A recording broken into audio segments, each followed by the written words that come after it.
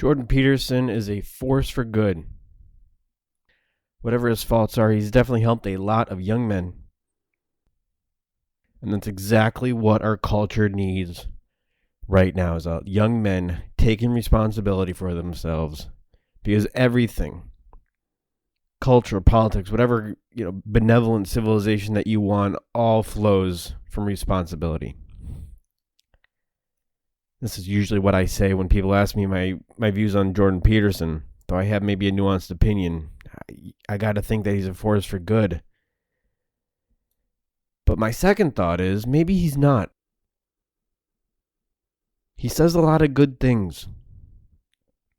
But there are huge gaps in his reasoning, in his arguments, and those huge gaps could very well be the seeds of destruction in especially young men's lives.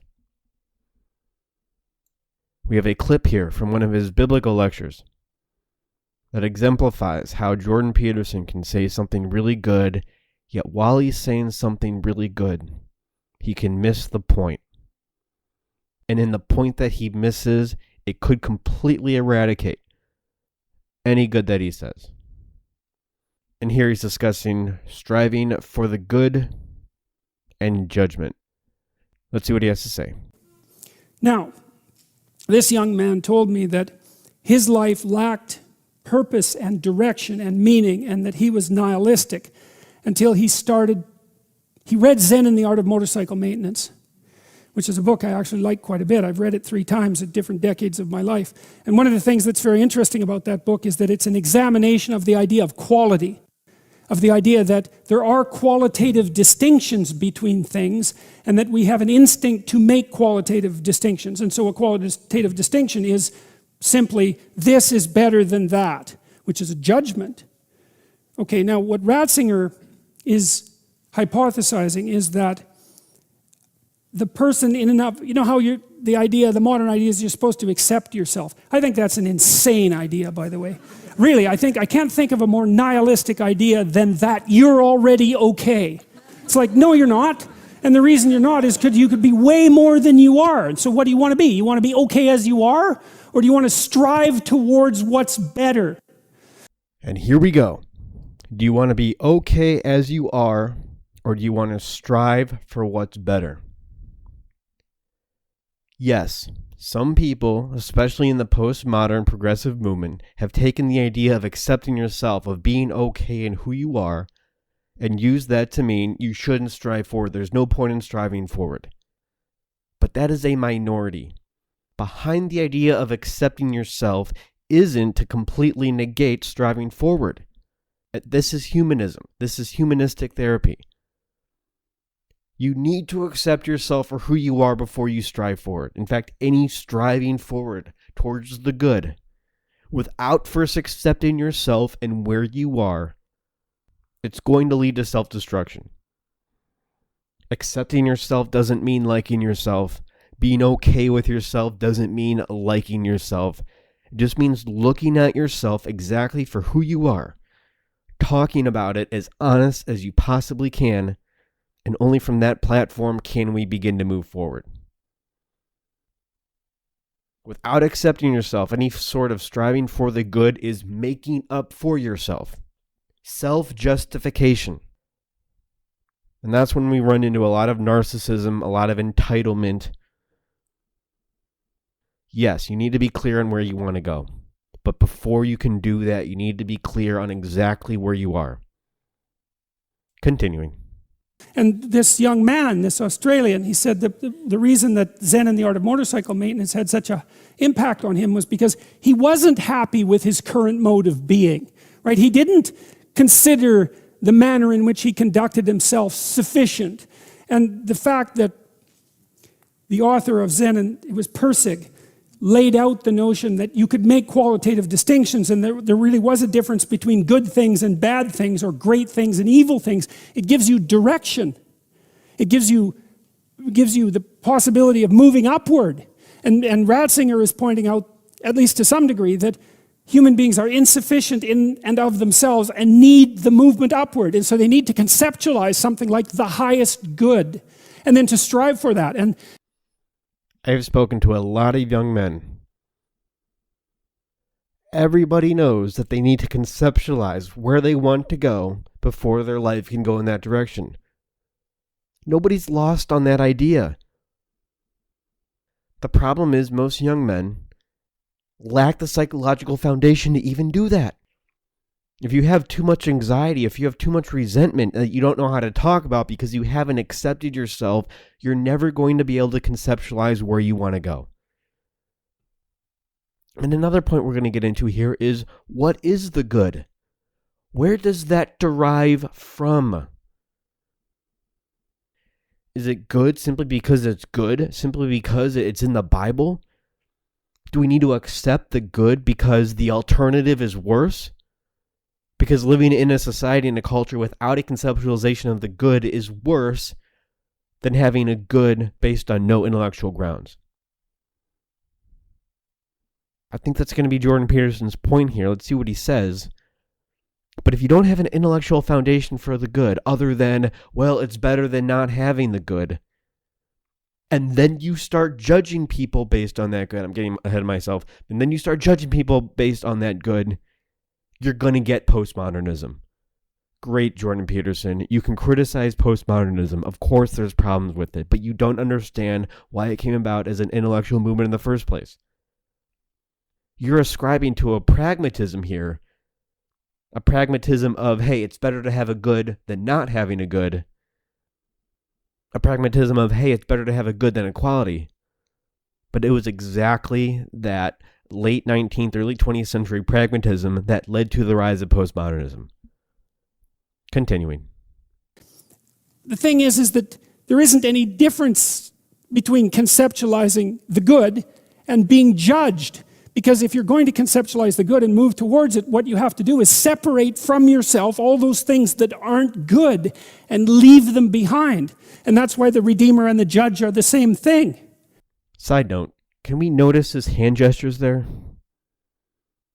That's strange. I don't want to get bitchy about this, but those are strange hand gestures. If you were ever in a conversation with somebody and they started gesturing like that sort of frenetic, frantic, same thing, gestures like that, you think, well, what's with this guy? I don't know if that's passion. You know what that is? It's my other theory of Jordan Peterson, aside from all the intellectual stuff that's I guess is more important. But my other theory of Jordan Peterson is he just hasn't been punched in the face. You know what that's like when you're 12 or 13, but you still have the affectations of a 6 or 7-year-old. Paradoxically, contrary to what he was just talking about, it comes from an air of mommy loves me too much. Yeah, my mom loved me too much. Looking back on how I was in middle school, and you end up coming off like a spaz, and then you are corrected by getting punched in the face. It's like, oh, maybe I shouldn't, act like that. Or it may just be because he has tenure. We all know the phenomenon of Jordan Peterson using a lot of words but not really saying anything. He actually does say something here. But sometimes, he uses a lot of words, doesn't really say anything. Because you have tenure, because you are going to get paid no matter what. So you don't have to get right to the point. Not having tenure is like getting punched in the face. It's like, hey, you better wake up and not carry on any childhood spasms into adulthood. Otherwise, you're going to be whatever in your 50s and having these frenetic hand gestures. It's just strange. And on top of that, everybody says that he's articulate. Then he's a good talker. Are you sure about that? If Jordan Peterson was black, that would be a microaggression. Continuing. And one of the things that's really appalling, I think, about our modern world is that we're rejecting the notion of qualitative distinctions. You say, well, we don't want to hurt anybody's feelings by saying that one thing is better than another. It's like, okay, fair enough. It's not fun to be cast off with the damned, that's for sure. But if people are, in fact, insufficient in their present condition, which seems to be the case, try finding someone who isn't, then if you deny the possibility of qualitative distinction because you want to promote a radical egalitarianism, then you remove the possibility of redemption because there's no movement towards the good. And it seems to me that it's a catastrophe to sacrifice the good for, well, it's a catastrophe to sacrifice the good for the equal. Yes, people do want to deny the good for the sake of equality. You know why that is? You know why things like postmodernism, these kinds of thoughts come about? Is because people don't see a way to be redeemed. What's the structure for doing that? You can't just yell at people. You can't just admonish people, take responsibility. That's not good enough. There's a lot of people out there who want to take responsibility deep down. They want to strive for the good. They want to conceptualize a goal, an intention for their life and move towards that. But they lack the psychological foundation by which we can do that. And part of that psychological foundation is learning how to accept yourself. Learning how to talk about your issues step by step. Learning what taking responsibility looks like step by step. We need a structure for psychology to do that. Jordan Peterson doesn't have a structure. He has the symptoms of what a healthy psychology looks like, but he doesn't have the mechanisms behind that. This isn't really just a criticism of Jordan Peterson. This is a criticism of where psychology is and where it's going. Well, it's not going to go anywhere. It's going to go the way of phrenology. That's what's going to happen until we get a structure by which we can relate and regulate our emotions. What do we need to talk about? How do we need to talk about it? And most importantly, why? Why is the good the good? This is Kant's answer to Hume. That's all you're reiterating here, Jordan Peterson. Humean epistemology said we cannot make conceptions. A good is a conception. We cannot make conceptions. All we have is sense perceptions. Sensations and perceptions. That's all we have. We cannot derive ought from is. Jordan Peterson says, no, but we need an ought even if we can't derive it from is because having an ought is more important than just having is's.